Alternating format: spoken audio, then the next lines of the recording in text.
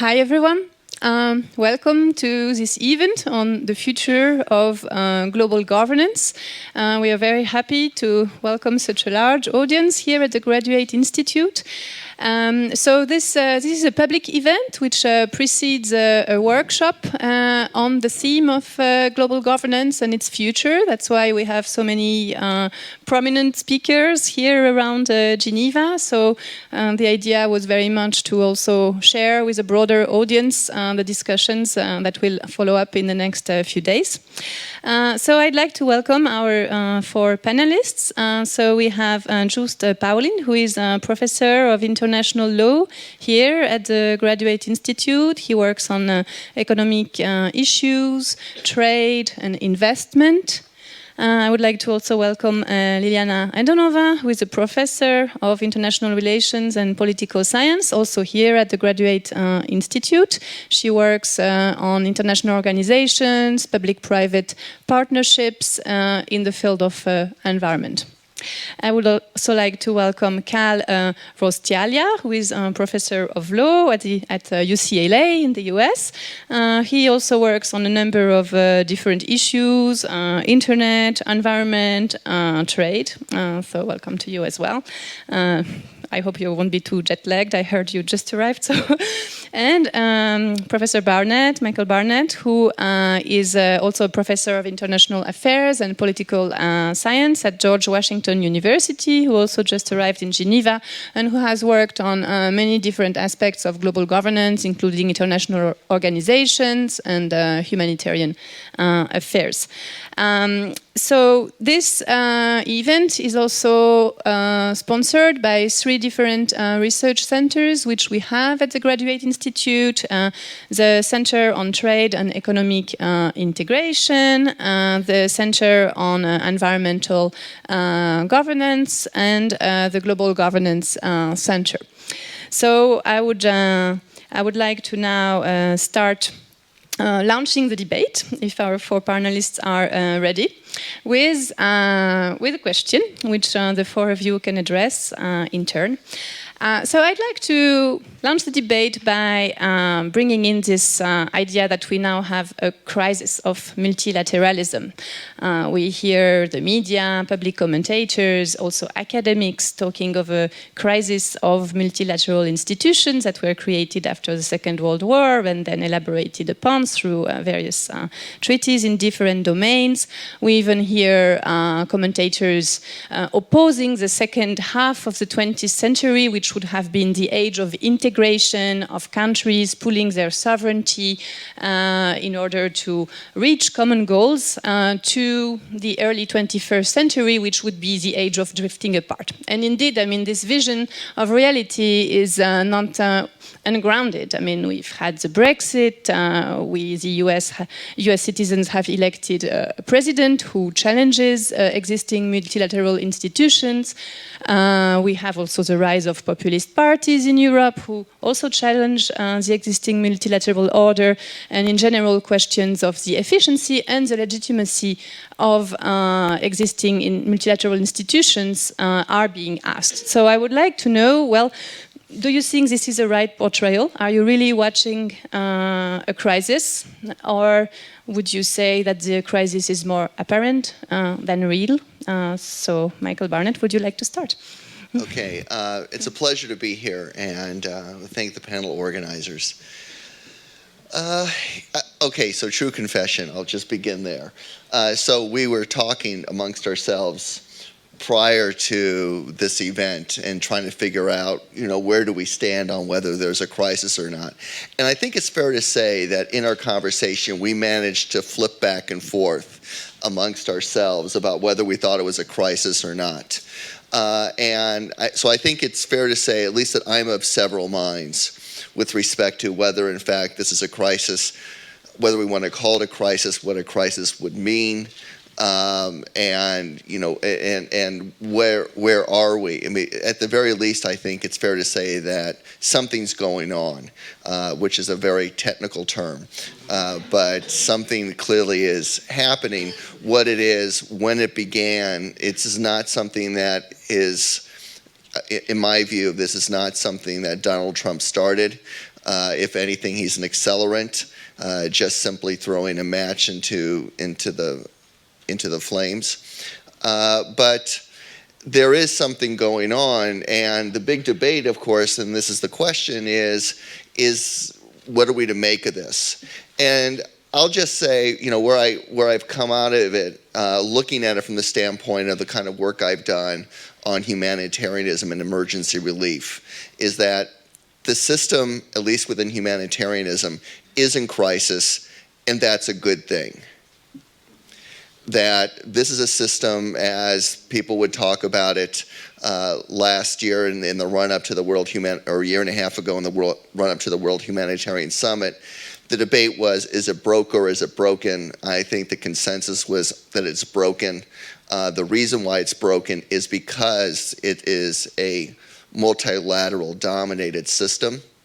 It is because it's controlled by donors. It's because it's controlled by Western NGOs.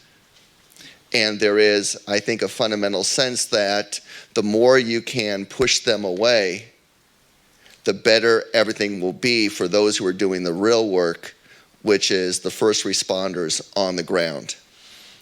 And where we've seen a displacement of that kind of international rescue team, we've actually seen, in many respects, better results for the vulnerable populations and the affected peoples.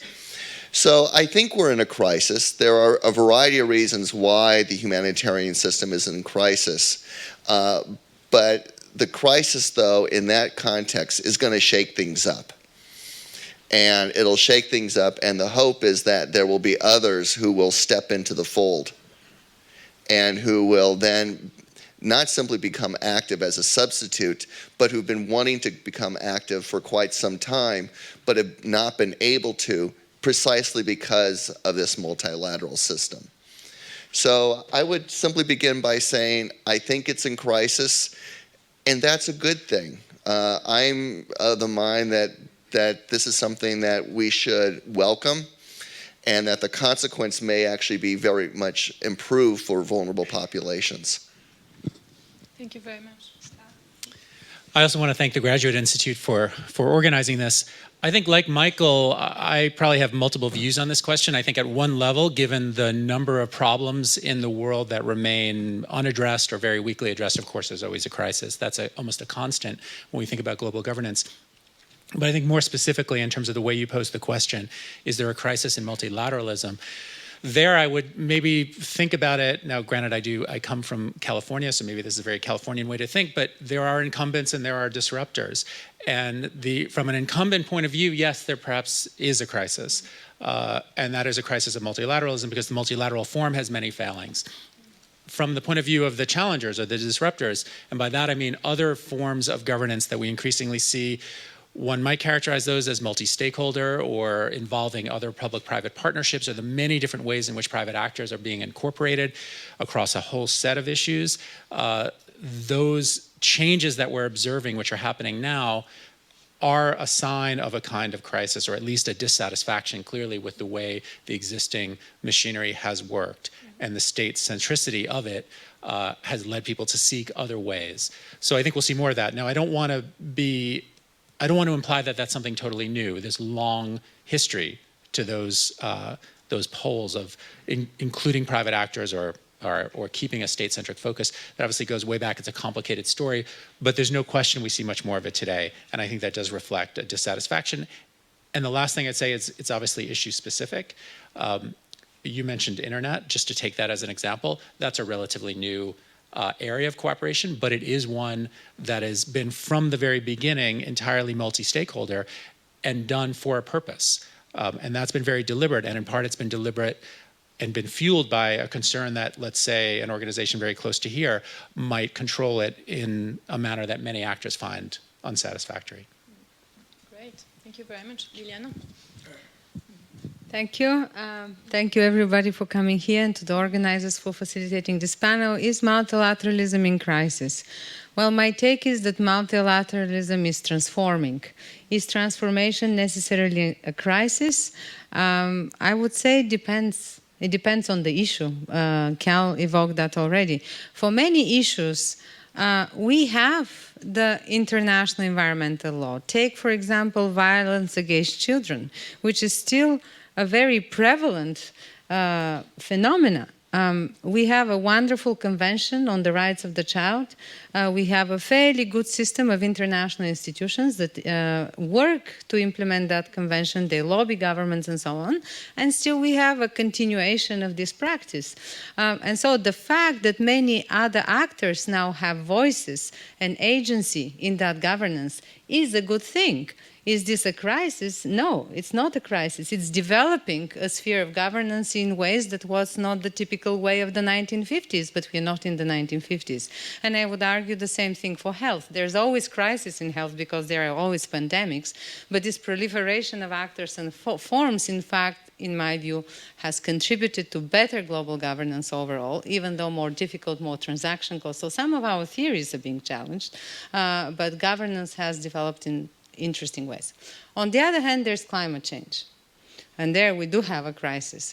I mean, standard hegemonic stability theory, global public goods tells you you need leadership of the big and important countries to solve the crisis, which is a planetary crisis. US is withdrawing.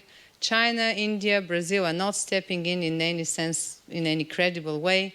So while I believe that their complex governance is also important, you see more of a crisis. Thank you. Okay, well, let me throw in my 5 cents. So thank you, Annabelle, for moderating this. I would say there is a crisis, but then add never waste a good crisis. So my fields are more in the economic area. I think in trade, WTO, multilateralism is in crisis, has been in crisis for a good number of years, perhaps with the new US administration. There's a novelty added in that it's no longer multi-level, multilateral, regional, bilateral, but you have now countries saying we actually want to deliberately only go for bilateral deals, purely reciprocal. So that's a strong, novel element. Also questioning the rule of law, dispute settlement. That issue is that's a serious questioning of the whole regime. On the other hand, in the other areas I focus on, if you look at investment protection, investor-state dispute settlement, there's a huge crisis. People question ISDS, but at the same time that has led to big reforms. People rethinking the field, thinking of an investment court, thinking of doing it more under domestic law. So there you have a crisis that has led to new things. And then finally, and it's actually something many people forget, I've been working quite a bit on international tax. And this is actually an area where a lot of multilateral deals have been struck. The OECD has concluded a big project on tax evasion. There's a new multilateral treaty on this, concluded in 2016. So there again, because of a popular outcry against tax evasion, you do have countries pushed by their populations coming together and making an international deal. So yes, crisis, but it actually is leading to some positive developments. But in trade, there's people who really worry about whether the system will survive looking ahead just 1 or 2 years. Thanks a lot.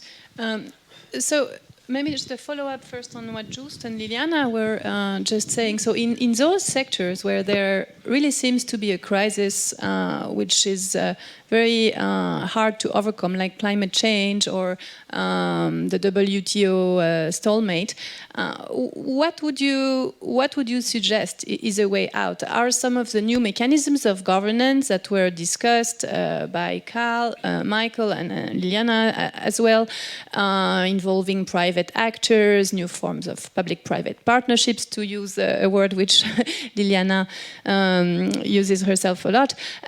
Would you say that this could also help to overcome the type of crisis that you are describing, where in the end political will from the part of certain states is really lacking? So Joost, you mentioned, for example, well, the population needs to play a role in pushing states to actually go forward and sign some treaties and address major problems of global governance. Is this a solution, or are the government's mechanisms, as I suggested earlier? What would you say? I think there may be some technical solutions, like bringing in new actors or thinking about softer mechanisms instead of hard treaties.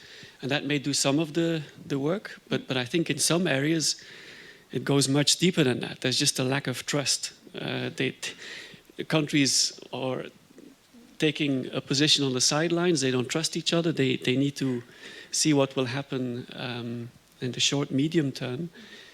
Some countries go unilateral, then they'll see what comes in retaliation. So I think at the moment, for some areas, it may have to do with public-private and no longer treaties, or perhaps we've legalized too much and we need to go back to the negotiating table. But at least in some of the areas I'm working on, I feel a fundamental lack of trust between countries that are now at equal levels. I mean, if you think of the US, the EU, China, it's no longer just one or two countries running the show, but many. And for anything to happen, you need an agreement amongst that critical mass. And at the moment, there's just a lack of political of trust. So for climate change, we have an interesting experiment, right? We have a new international treaty, the Paris Agreement, which is rather soft law kind of treaty. What I find interesting about this agreement, that it puts the ball squarely in the hands of states. So states can no longer say, oh, the big bad UNFCCC is not doing anything for us. Because the agreement is such that whatever happens with climate change, it's clearly what states have identified themselves that they would do, and whether they do it well, whether they ratchet up. So I think this is a very interesting experiment in international environmental agreements for the environment in international environmental law. Although I'm afraid that without strong leadership but by countries that do make a difference, even this kind of innovative framework would not work. So my answer would be yes, domestic publics should pressure their states to meet the agreements. We can't accept this top-down system anymore.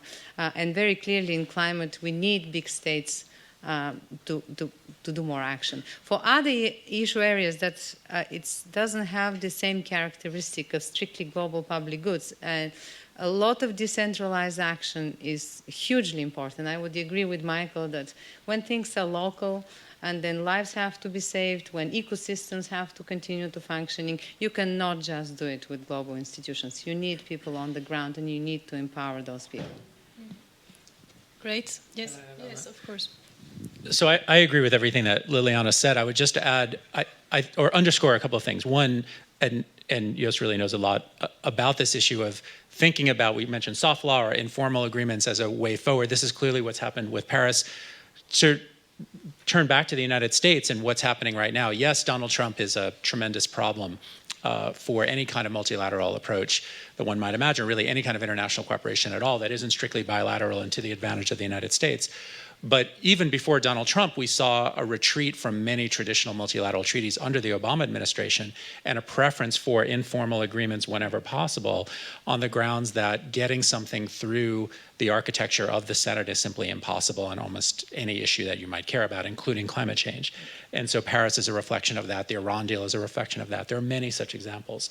So whether that's evidence of a crisis of multilateralism, I think is kind of orthogonal to that question because they can be multilateral. But it does mean you need different sorts of tools. Those tools are not brand new, but we do see them more and more. So I would just underscore how important that is for climate, of course, but for many other areas as well.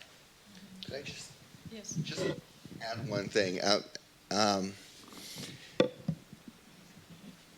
I'd like to distinguish between what we expect to happen with multilateralism. Because on the one hand, and this is I guess the realist coming out of me. On the one hand, it's great to have these. Yeah, it's there. It just took 8 hours on a plane to find it. It's great to have agreements. I love agreements. I love cooperation. I think this is a wonderful thing. But that's no substitute for actually getting the job done. And so we can applaud Paris, but we can also recognize that it may be too little too late, that in fact what states commonly do is go to the lowest common denominator. that they're not necessarily going to commit to action that is going to inflict pain on themselves. And so as a consequence, we've seen this time and time again, and again, this is true in the areas that I study, is where states can come to an agreement, but it's almost meaningless. It doesn't force them to do things that they otherwise would not do. And so as we talk about this crisis of multilateralism, I don't want this to become a conversation about the crisis of being able to get cooperative agreements. This is more, I think, substantial than that. Great. Yeah. Thanks. So if I listen to the four of you, I see that you really agree on two aspects. I mean, first, informal soft governance is becoming very central as a form of global governance. The role of new actors, new coalitions, new networks who actually target very specific issues rather than institutions who have like a wide array of tasks that they are dealing with. So it seems to be the direction that it's taking. So I would not say that we have a crisis of multilateralism, but maybe a reform, an evolution of multilateralism. Now, I'd like to ask you, do you think that these new forms of governance, so which involve new actors, which are more issue targeted, that are maybe softer, less binding, and so on, do you think that they actually can better address some of the major challenges of global governance? So Liliana talked about climate change. We can also think of the distribution of wealth in the world. We can also think of having a fairer system of international taxation. I mean, and other problems which you have identified in your respective fields. So do you see these new forms, these new models of governance as better able to address these challenges? That's what I would like to follow up with. Joost, you would like to? So a while ago we did a project on exactly this, and even though most of us were lawyers in that project, looking at the data, it's true that number of treaties is going down, and you see more of these informal arrangements. And as Michael was saying, I think some of it is good, because the whole idea in the past used to be we have a multilateral treaty, the UN, and everything is by definition good, and that solves the problem. I think it's high time to look at, okay, what is this actually doing? I mentioned investment treaties. These treaties have been out there for 50, 60 years, and everyone assumed they promote investment into developing countries. Turns out it's not necessarily the case. The OECD came out with a big study 2 weeks ago saying, actually, we don't have evidence to that effect. So the very idea of asking these hard questions, is this multilateral instrument or this treaty actually doing what it is supposed to do? I think it's a really good evolution. And thinking about effectiveness, we don't want to have a treaty to have a treaty. You want to get the job done.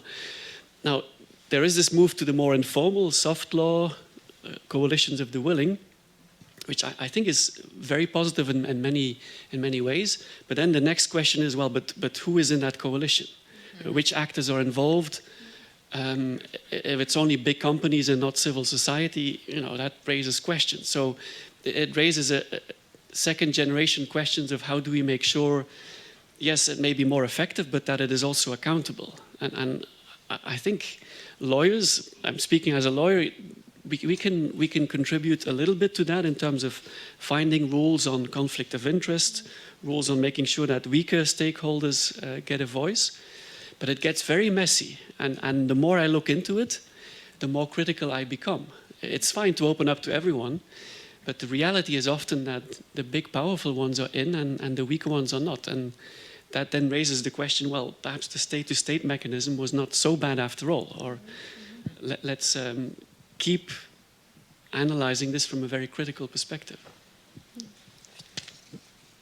Thank you. I just want to disagree only slightly with Michael, if I may. I found deep down in me the institutionalist, and even without a flight. And I just wanted to say that, these multilateral institutions and agreement, it is true that very often, unless, you have some groundbreaking events, such as Bretton Woods on some of the other, or the beginning of the GATT system, very often begin as norm setting, soft agreements, least common denominator agreements when it's for specific issues. But they establish a set of expectations, a set of norms, a set of rules, a potential for changing domestic interests and ratcheting up of those agreements. And very importantly, they try to establish distrust and reciprocity. So we can't really throw out the multilateral system. We need to make it better, and we need to have it more adapted to its time. We need to have powerful champions of the multilateral system to serve those purposes. But at the same time, it's no longer enough. I'm convinced that it's no longer enough. You need some of these more flexible mechanisms. I share Joost's concerns about the role of power in those. But nonetheless, we need to have mechanisms that involve the relevant actors on the ground, and these two systems somehow have to interact coherently. Are they interacting coherently? I have no idea. Probably not. But I don't think the new governance is a substitute for the old governance. Because it's not enough to create the trust and frames that the governance needs. I would just add on the issue of bringing in other actors or other kinds of entities into the process. You do have to ask yourself why that's happened over time, and why do we see this open? I mean, many people have documented the ways in which international organizations have opened themselves up to a whole set of private actors, some very powerful and some not so much. And why are they doing it, or why are governments open to this? And I think there's many, many reasons, but I do think it often works to the benefit of many governments. One, because they're encountering those actors in any event. So on the issue of power disparities, those are actors who are exerting domestic political power, perhaps, in particular states. And so whether or not they are overly advantaged in a process, in a multi-stakeholder process or not, they're probably also going to be equally powerful in the domestic setting. But in addition, I think having those actors at the table brings many benefits to governments. And so we've seen an acceptance of that, and there's a kind of normative trend towards doing it. It does make for a much messier system. I completely agree. The other part that we haven't talked about, but is implicit, this is particularly true for climate, as Liliana knows, is the issue of kind of subnational jurisdiction. So not just some organization or an NGO or perhaps a corporation, but the role that cities may play, that states or other subnational entities might play, is extremely important, because we're dealing with, in many cases, problems that have a very strong local dimension, but then have a global impact. And so we're seeing much more of that. All of this, of course, makes it much more complicated, but we need to pay attention to that, and that's something that's going to continue to evolve. One of the things I hear us saying is that we need a very nuanced analysis, that there's not going to be a cookie-cutter approach, that it's not really, in some ways, is the multilateralism in crisis. It very much depends on the issue you're looking at. What's the solution? Is it good that we've got public-private partnerships or not?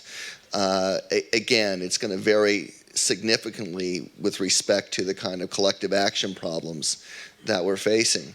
And as I find myself kind of disagreeing with myself in terms of my earlier comments, there is, I think, a reason to moan the loss of that kind of multilateral framework.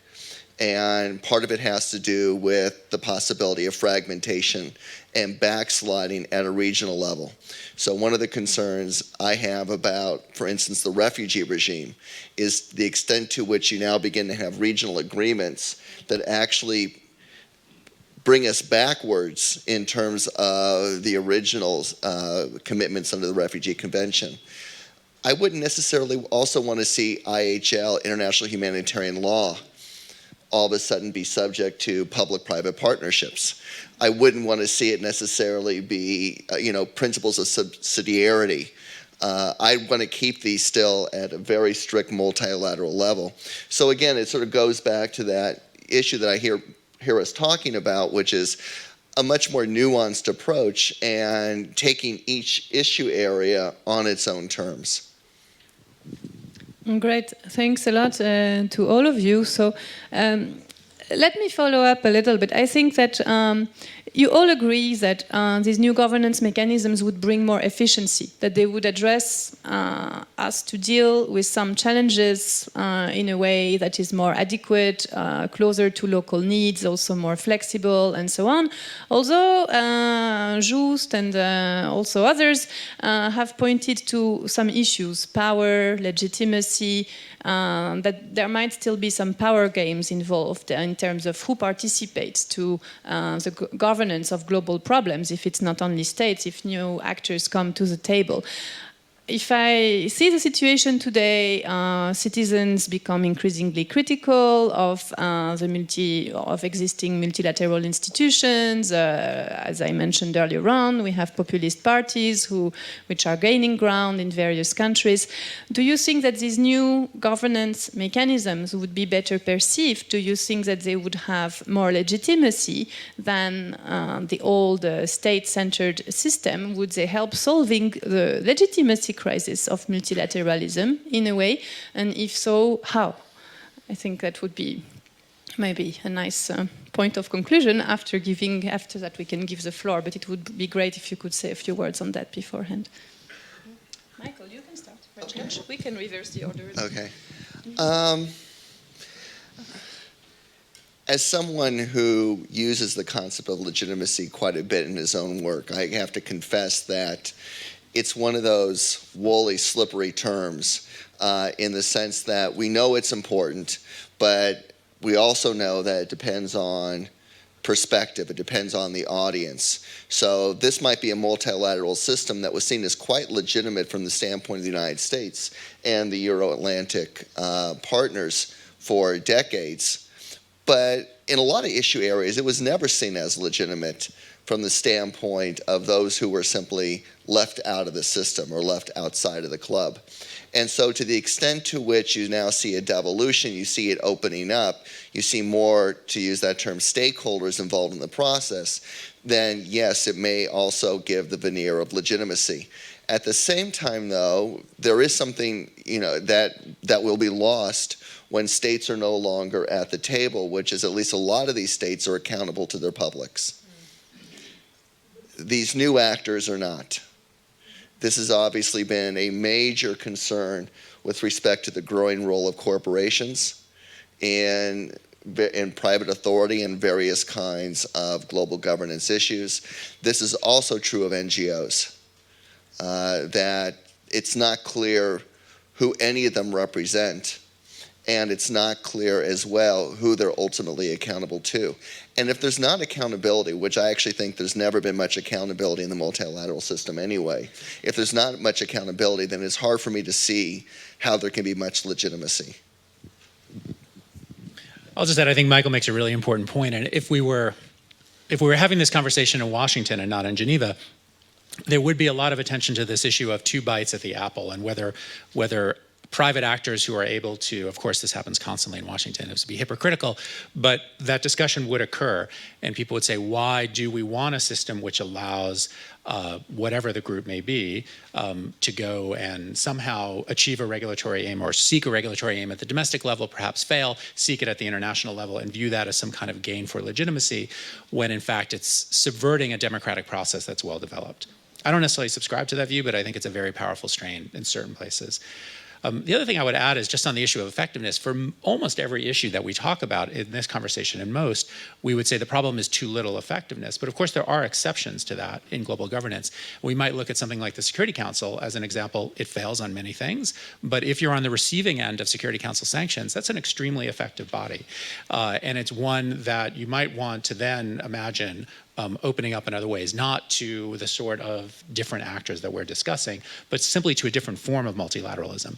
So the problem of too little effectiveness is what implicitly runs through almost everything we've said. But I don't think we want to view that as the only issue to address in the system. I just wanted to point out that to me the issue of accountability is almost more important than the issue of legitimacy. Legitimacy is a bigger thing for whom, by whom. But when it comes to global governance, this simplification also makes accountability more different. I recently did research on public-private partnerships, but via this research I learned that international organizations themselves are quite differently accountable. I mean, some of them are quite little accountable, others, like the UNICEF, for example, it's like Switzerland. It's accountable at multiple levels to multiple stakeholders, to multiple countries. And so this made me think that for new modes of governance and for existing institutions, what we need critically in terms of reforms in the face of that crisis is greater channels of accountability. And we have to start thinking, and I do a little exercise in my class. I have a class on global environmental governance. I ask my students in the first class, how many of you know what is the Forest Stewardship Council? This is one of the most effective private regulation for sustainability, right? In a class of master students on the environment, only 1 out of 20 would know what the FSC is. They buy the label, but that governance is mainly taking place through commodities chains and through the actors of the commodities chains. Is this a problem? I don't know. I'm not sure. But the fact is that there is very little direct accountability. And that's why I think that formal institutions and states still have a role to play in kind of making sure that accountability and channels of accountability do exist. I'm just afraid of fig leaves, of stakeholder models that look good on paper, but actually if you dig deep and see how they operate, it's a little scary. So let me give you 2 examples. One is in EU free trade agreements. They have chapters on trade and sustainable development, trade and environment, trade and labor, and the EU is very keen on having stakeholder groups to monitor this. But if you look at who is on these groups, in the EU it's people from very particular commission-appointed positions, but then on the other side, in Korea, for example, who is not very used to that kind of stakeholderism, it's supposed to be representatives from unions, environmental groups, and what have you. If you look at the list, it's actually 6 academics. As much as we love academics being on these committees, it looks really awkward. So instead of having fixed committees of pre-appointed stakeholders, one better way, if you ask me, is an open procedure where everyone can submit comments, but then you have to also do something with these comments. The EU had an open call for comments on investor-state dispute settlement. They got 150,000 comments. They didn't know what to do with it. They just couldn't handle it. So it looks good, but then if you don't incorporate these comments, what does the mechanism mean? So I mean, all of these are manageable things to solve, but at the moment I don't think we are there yet, where these stakeholder mechanisms actually work in a meaningful way. Definitely. Now, thanks for your really great input. I think they really present very clearly challenges which we are facing, even if we go towards new mechanisms of governance. And of course, accountability is a major issue if we don't. I mean, states are accountable to their citizens. I mean, with these new mechanisms of governance, new forms of accountability have to be reinvented. So thanks a lot to the 4 speakers. And I would like now to open the floor to the audience so that we can have a question and answers session. So I'll be taking 3 or 4 questions, and then the panelists will be addressing them. So please try to ask short and clear questions, and so that everyone has a chance to participate. Thank you very much. Yes, there's a question up there.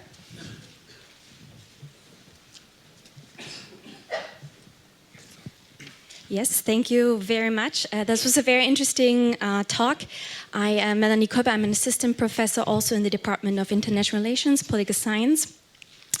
And while Could you introduce yourself? Sorry, I didn't. Yes.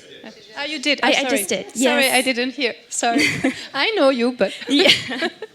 So I was just listening to this this point of the loss of multilateralism and all the changes in the form of multilateralism we're observing, and I think it's quite interesting. I would like to ask you how you think this global compact for migration fits into here, because we see nonetheless that there's a pressure and a push for multilateral governance, or at least there's a signal that there is a perceived need for multilateral governance. And clearly the predominant bilateral arrangements don't really seem to cut it. So, and that is beyond this is beyond refugees and migrants in emergency situations, but rather a much more general approach for all types of flows. So what do you think, despite a lot of people are very skeptical what's going to come out of this, but what do you think? Is this sort of a counter trend of what you were just describing? Is this the last death struggle of multilateralism, or is this just part of the transformation that we're seeing? So what can we make about these kind of attempts to have global governance of migration?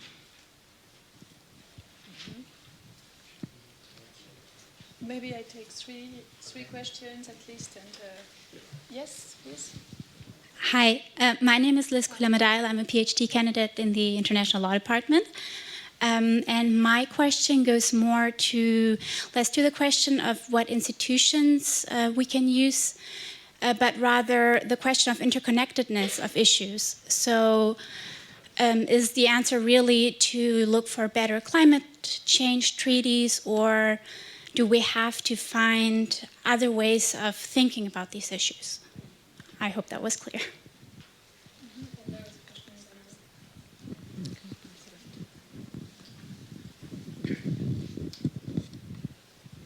Thank you very much. My name is Rafael Leal Arcas. I'm a professor of law at Queen Mary University of London.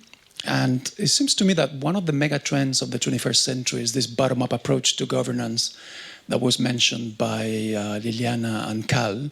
And I see this, for instance, in climate change with the implementation of the Paris Agreement. We see the involvement of citizens, mayors, governance for the implementation of the Paris Agreement. We see also this in energy, decentralized energy, the creation of new actors, for example, prosumers. My question is about trade. How can we empower citizens in trade diplomacy? What can we do so that citizens participate more in this bottom-up approach to global trade governance? Thank you. Maybe another one. Yes, there is one in the front. Hi, my name's Tom Miles. I'm a journalist from Reuters news agency, but I'm really just interested in a personal capacity in this. But I just wanted to follow on the last question, if I can piggyback, because I was having a similar thought about bottom-up. I was wondering, you know, the internet is a great disruptor, and the state is obviously the key actor for global governance and multilateralism.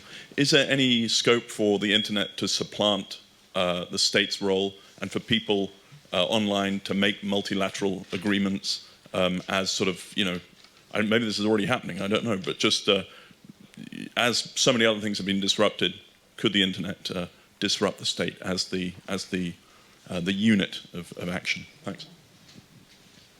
Okay. Would you like to take the internet question, Kal? I can start, I guess. You know, I think that's an interesting issue that you raised, just to start with that one, about whether it's really possible. Now, obviously, you can't have a multilateral agreement through some kind of public process, but there's no question you can have much more. I think if you step back and you say, what has changed about multilateral cooperation over the last 50 years, communications technologies have changed the way we do business. And that's not the only technology that's influenced it. So if you take your question even a further step back and say, how has technology affected the kind of cooperation we see in the world? It's enabled it in many, many ways. So, you know, the arrival of cheap jet airways means you can now have summits, endless meetings. Now, maybe that's a bad thing in the sense that we have lots and lots of summits taking place and nothing maybe comes out of them. But then in addition, the internet allows all kinds of interactions that couldn't otherwise occur. Now, what you're really getting at is some kind of process that would completely subvert the state's role.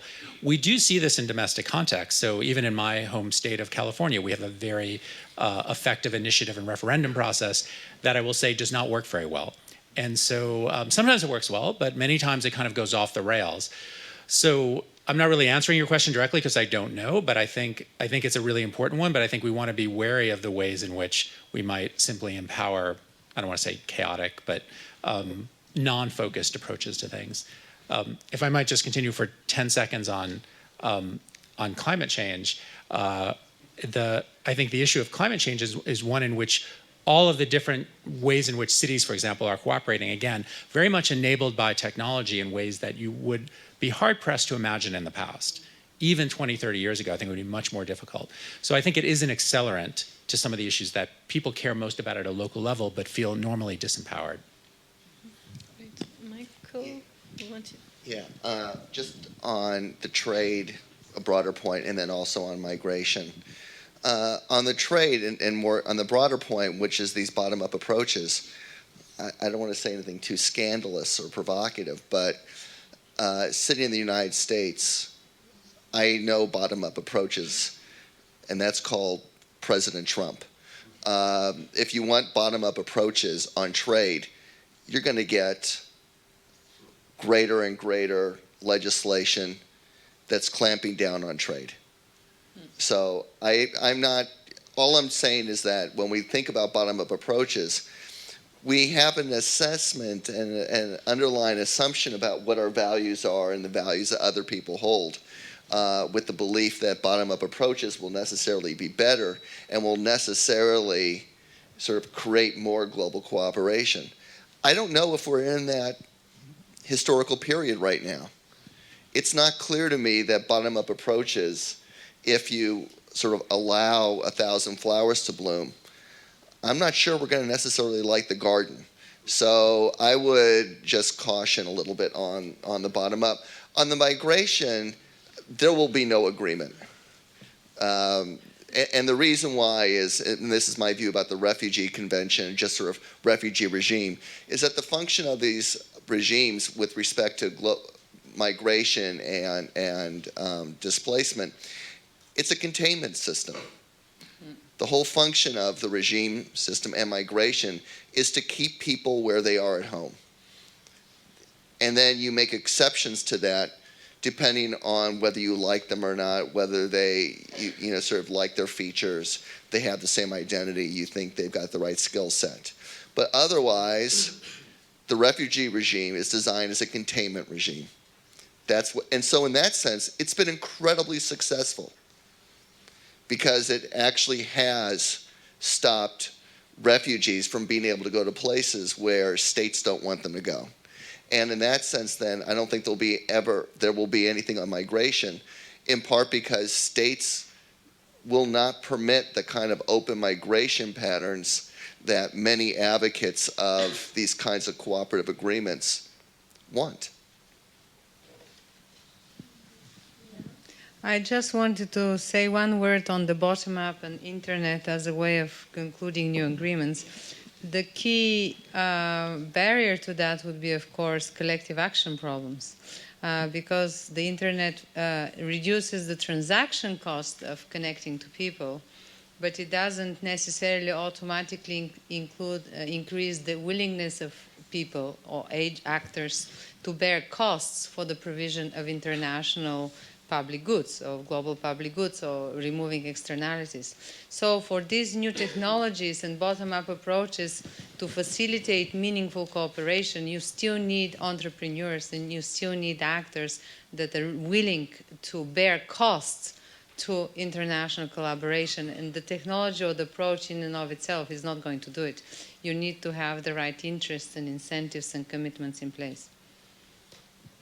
Yeah, I like the question on migration. I'm not a specialist in this field, but as I said in the beginning, there's a number of counterexamples where we do have movement. So in trade, we all know the WTO is stuck at the multilateral level, but as I said, when it comes to investment tax, it's a world that used to be run by bilateral treaties, and very recently they've managed to have a multilateral treaty on investment transparency, Investor-State Dispute Settlement Transparency, the Mauritius Convention. And as I said, this tax treaty, multilateral, not seen in 70 years, on dealing with tax evasion. So the glass is half full, and who knows on refugees, migration, as you said, this is bilateral normally, but there may be scope for higher up agreements. On bottom up, I think there's, I see your point, but I really think if you think of trade, there's an urgent need to listen more yes to the people, but also to businesses. I think in trade, it's run for decades by diplomats, by states, who over time have been a little removed from what's going on in the real world. So if you look at what the WTO is doing now, their big topic is very often SMEs, small and medium-sized enterprises, because they've realized, look, we can talk about trade all we want, but we need to help companies. And SMEs, you may have thought, well, they are restricted in trade because of sanitary technical barriers. With a student, we did a study on what is holding back SMEs in Argentina producing wine.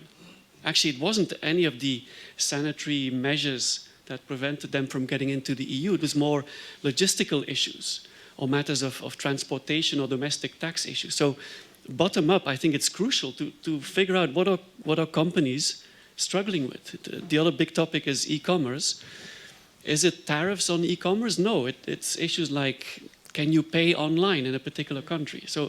And if we really want to get the job done, as you were saying, perhaps we should move to different topics, and to figure out what topics those are, we need to go bottom up. Thanks. Any follow-up questions? Yes, there's one here in the middle, one at the back, and one there. Start here. Hi, yeah, thank you. Richard Linane from the Geneva Disarmament Platform. I'm interested in this characterization of the sort of multi-stakeholder governance approach, sort of growing, but some doubts about accountability and so on. At the same time, you've talked about crisis or decay in the traditional multilateral structures, but in my experience, these things never die. I mean, they just limp on forever, and diplomats go to them, and people somehow pay for them. And so what do you think is going to happen as you get more and more of these multi-stakeholder approaches emerging because they can be effective and people want them? And you've still got these atrophied kind of calcified UN institutes. Is there going to be some sort of tension or clash or competition between these? How's that going to work? There was another question there.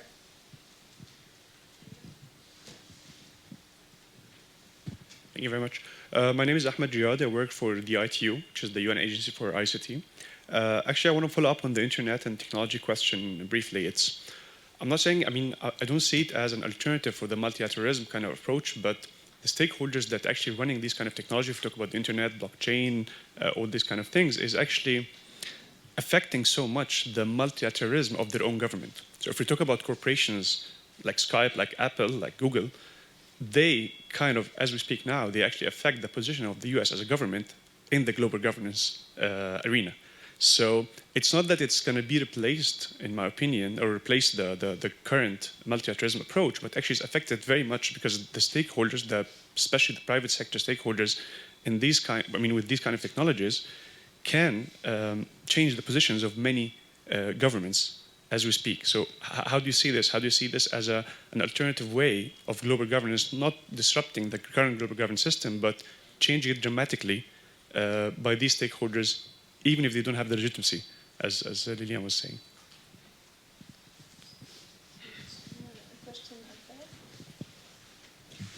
Thank you. My name is Ahmed Mukhtar. I'm with the Food and Agriculture Organization's Geneva office. I also work on trade, but the question is quite a general one. Now, all of the panelists more or less agreed that there is a crisis. And almost everyone said that we need to change the operating modalities. But what would it mean in terms of the institutional structures that are at the multilateral level? And more or less the question that the first gentleman asked now, would it lead to either elimination of some of the multilateral institutions or reforms, if I could say destruction in certain cases, or it could be replaced by the alternatives such as the regional or some other forms of the institutions? Because if one has to change the operating modalities and introduce the new actors or stakeholders, then probably the current structure would not absorb that. Thank you.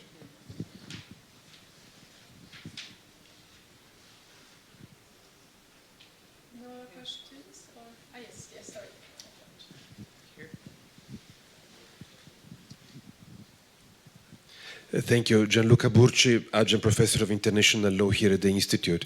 Very interesting panel. I just wanted to follow up on the last question. I myself worked most of my professional life in the UN system.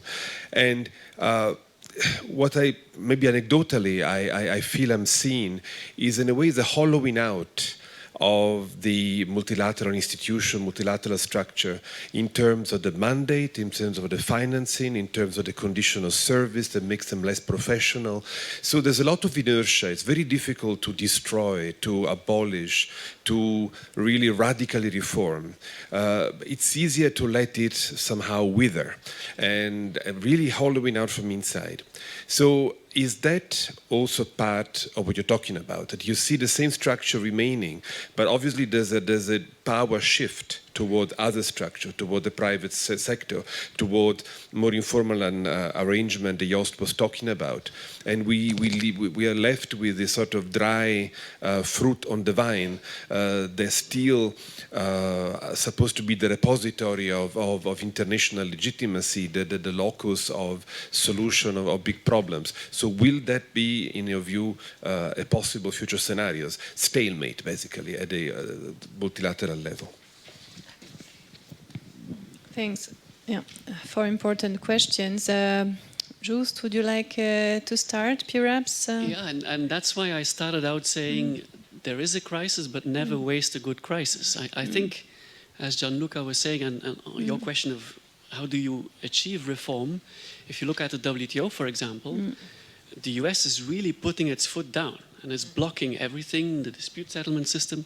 And you can say this is horrible, this will destroy the WTO.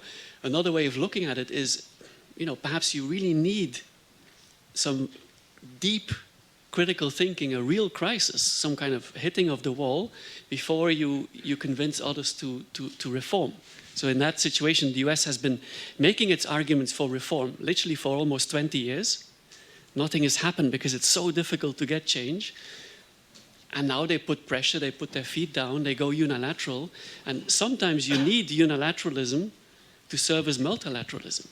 You need a good shake-up to achieve certain reforms. I mean, that's one way of looking at it. On the internet story, I mean, yes, you could go very radical, but from practical experience, let me refer again to the WTO. There's still a lot of work to be done. You have mechanisms to open up, for example, to amicus curiae, to NGOs or businesses who want to have a say in the system. It's in place, but you have to physically travel to Geneva and sit in a room to watch a video screen. They don't even stream it online for fear of, it's member-driven, what have you. I've often attended these open sessions. I was the only one in the room. So just using video conferencing so that people can actually, anywhere in the world, see what's happening at the WTO, follow a panel proceeding, would be huge, going back to your question of bottom-up, but it's not possible politically. So that's a very small thing, not voting through the internet or what have you, but it's just not happening yet. So there's lots that could still be done. I just want to take up this question of hollowing up that Gianluca raised. It's really a matter of metaphor and imagery, isn't it? Because on one hand, you could see it as a hollowing up. On the other hand, you can see it as the system being replaced from a department store system where everything is kind of nicely structured within the WHO, WTO, to a more like a shopping mall or even shopping street system where you have multiple actors and constellations providing governance services, but they nonetheless need a certain institutional, normative, legitimacy, legal framework. And I see WHOs as one of the most interesting examples because it actually took the question to the World Health Assembly. It's the only organization that I know that actually has grappled with the question, what is our future, given that all these other people are doing health now? So I think this is the future of governance, and it's a matter of managing it well as opposed to somehow believing that what we had before is necessarily the best model that is being hollowed out. And we didn't respond to Liz's question, and Liz has left, on, on climate change. And instead of finding a global treaty, it can be done piecemeal under different treaties and different institutions. This is also taking place already, but for some issues it's not enough. I mean, for human rights, you need the Human Rights Convention to know your benchmark. For climate change, you need to count emissions, you need the global emission reduction and some kind of collective action. So again, my view is that we are in a complex system, and that is not necessarily a bad thing. It's a more difficult thing to work with. I think we're definitely in a much more complex system, and I want to come to the question about layering and hollowing out. But just on the issue of firms that was raised earlier, you know, certainly in the trade context, we've always seen firms playing a very important role, not directly within the WTO, but of course influencing, you know, we refer to cases like Kodak versus Fuji from way back or something where, you know, it's clearly one firm against another with a front of a government kind of arguing in their favor. When it comes to technology, you know, let me say first, Google, Facebook, all of the powerful American firms, and they're not just American today, but they are overwhelmingly American firms, they are a problem on many levels. And I think we are starting to recognize that certainly in the United States. Europe has been ahead on that curve, and many good things would come if we were to break them up in certain ways. So I think there's a lot of positives to that. Without breaking them up, we will continue to see them exerting a lot of power. I would just say that's a sort of feature in many areas of governance. Is not unique to this, but maybe more extreme because of the outsized power that a firm like Google has. On multi-stakeholderism and will we see organizations die or how? International organizations really don't die. So, you know, even the League of Nations continued, I think, until 1946, technically, and of course the building is still down the street and being used right now. So they're very rarely eliminated. Instead, what we do see is a layering and maybe a hollowing out. And we'll continue to see that, and that adds another layer to what Liliana referred to as complex governance, where the issue that you raised in your question about will we see different competition amongst different groups, and yes, absolutely. We're already seeing that now. And I think we see states and other actors strategically creating organizations precisely for that reason. They want to see a change, and one venue is not working for them, maybe because it's a one nation, one vote system and they don't like it, or because they feel they don't have enough control. So why did China, for example, create the Asian Infrastructure Investment Bank? It was a very deliberate effort to say we are going to create a counterpoint to what already exists, but we want to do it differently, and we want to have the veto power, not the incumbent states. The last point on kind of multi-stakeholderism, I think it's a very powerful force right now in global governance. It will continue. And it reflects in many ways something that's in the air more generally. So the example that I sometimes like to use is the way that, this goes back to my kind of opening remarks, the way that Uber or Lyft have disrupted the taxi industry. So traditionally we had a taxi industry, and in many countries we still have a taxi industry that's regulated and controlled and state mandated. And because of technology and because of also a sense of regulatory reduction and other features that flow through politics in many advanced industrial states, we have moved away from that, and we've had a radical transformation of that. I think that's partly a product of a particular time, but it reflects the fact that once you start to think in different ways, it's very hard to, as we say, unring the bell. And so this is happening with multi-stakeholderism. It won't really change. So I think for the incumbent organizations, especially the UN system, there will be a hollowing out. I think that's just inevitable. Yeah, just a couple of general points, and this is actually more of a question than a comment, which is, to what extent, when we talk about multilateralism, have we really been talking about the UN system? Because one of the things at least I've been hearing is in which those terms have been used almost interchangeably, and they're not the same thing. Now, I recognize from a Genevois perspective, they probably are. But in fact, what we see is that there's lots of different multilateral organizations that have been created, but oftentimes either outside the UN system, or in fact, they've been created by the UN system.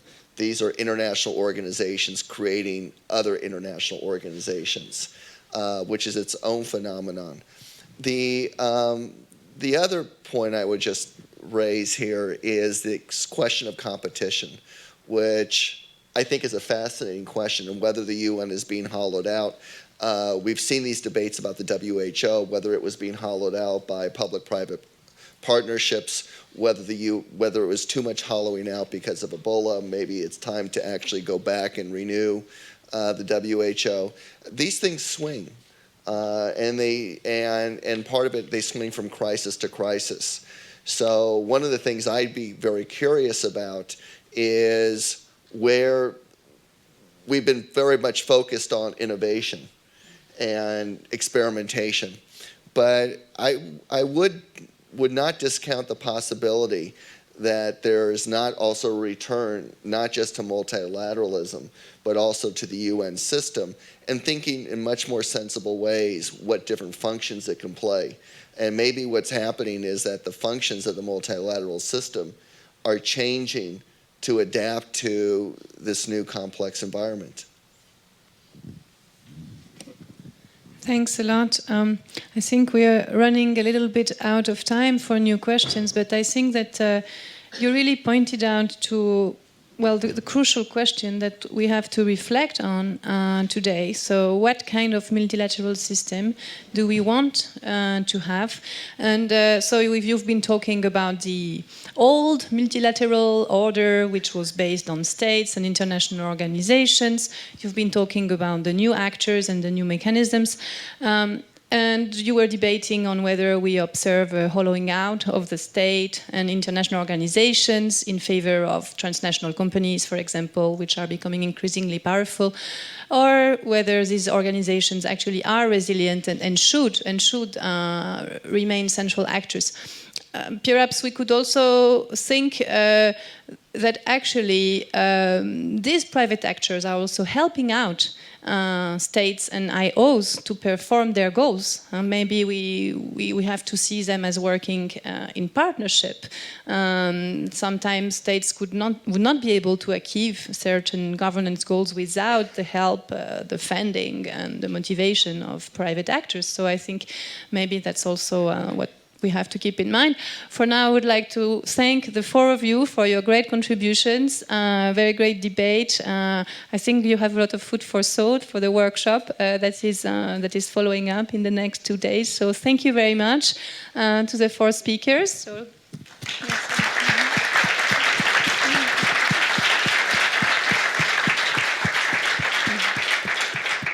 and thanks to the audience for your attendance. Okay, bye.